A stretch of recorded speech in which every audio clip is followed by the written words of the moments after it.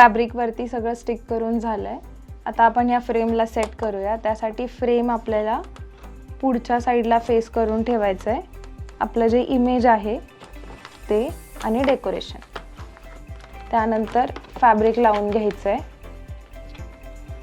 So इथे साईडला ज्या कडी आपण ओपन केल्या होत्या त्या परत लॉक करून टाकायच्या आहेत.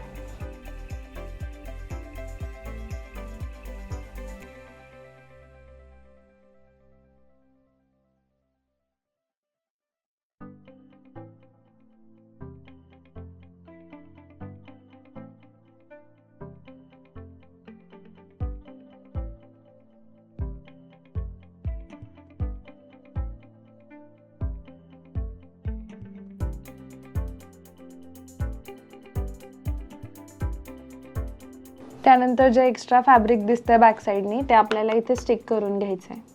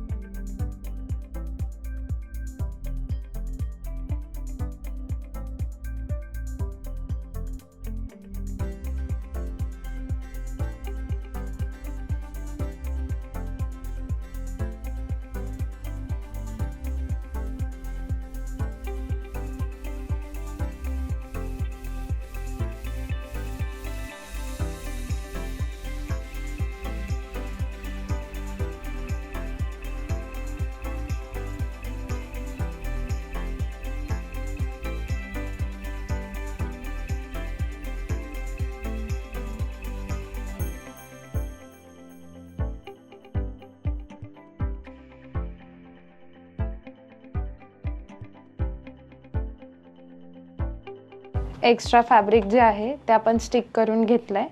आता आपली फॅब्रिक फ्रेम रेडी झाली.